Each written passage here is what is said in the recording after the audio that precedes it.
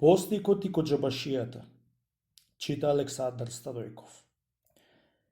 Еден постик постил 20 години во една постица близу до еден манастир и му текнало да се помоли на Бога да му јави Господ кој му е другар во светилакот негов. Се молил и го изболил Бога за да му јави кој му е другар. Дошол при постику еден анđел и му рекол: дедо духовниче, ти му се моли на Бога за да ти кажи кој ти е другар. Другарот твој е коџабашијата од Филјан село. Ако сакаш, оди и види го за да се увериш. Кој е чул тие збори и постикот, на големо чудо станал. Добри гиди, 20 години изгора кај постав во пустелијава, дење ноќе семе тади и кај правам, на Бога се молам и секо ренчиње од трева кај јадам, и светилако мој бил токму со еден коџабашија од Филјан село. Чудна работа!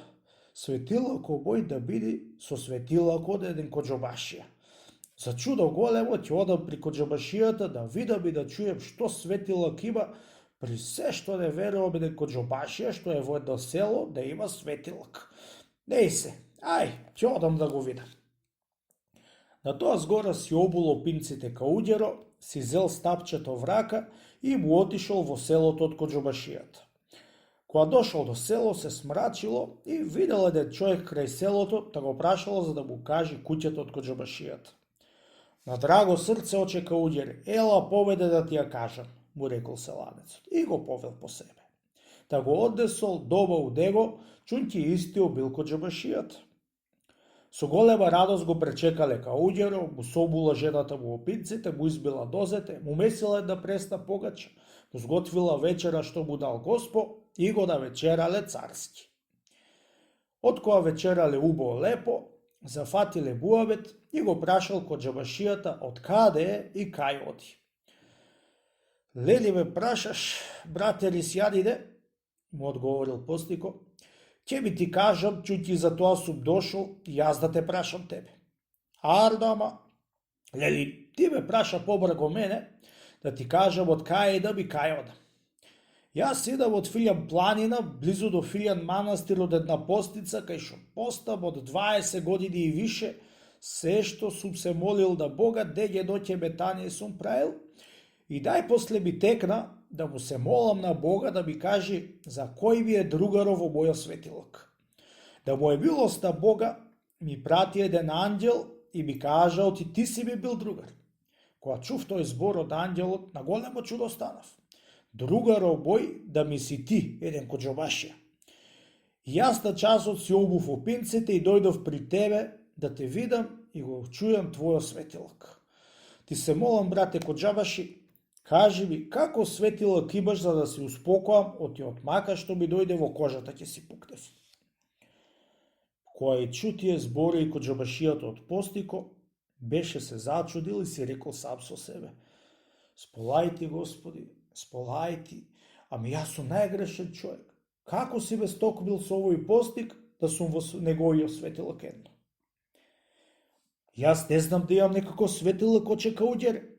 Чунки, јас сум жене, ти имам деца, па сум и коџабашија да е до село и треба да секого да му угодам арно. Ама кај Божи човек да 300 души да му угоди и од тој себап јас мислам да сум од овие селани најгрешен. Не си толку грешен коџабаши, му рече постико. Као што се мислиш ти, ти треба да правиш многу големи добриња, та затоа си токму собеде. Ти се молам, кажи ми, што добриња правиш? На тие збори се позамисли коџабашијата и му текнал ти правил некој добриња. И му кажал: добрињето мој се точе, секоја вечер во муграта го завртувам селото и ако видам некој човек јабанџе, го прибирам дома, као тебе вечерва што те најдов и те прибрав. Се, на една раскрстица сум донесол една чешма за да пијат вода патници. На некој гол човек го облечувам, на многу сировоси луѓе сум му дал по некој алиште, на некој опинци, кај што ќе видам некој болен човек, одам и го понадувам. Некој сировав од Апсана за малце пари, ако е клаен за Верџија, му и плаќам и го пуштам од Апсана. тие работи правам, оче, арно, ама за тие работи јас не верував да ме е светилако со твојо, што правиш по 300 метани на еден и со тревичка и коренчиња живееш.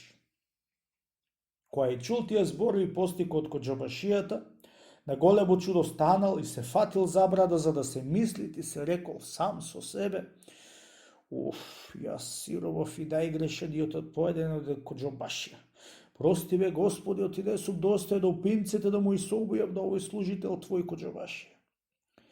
Така мислејќи постико, предоќева и си отиде во постицата, та дури би жив, де се поболи да Бога да му каже кој му е другар во светилакот негов, за да не го прати Господ при некој човек во мир, као што го прати при кod џабашијата.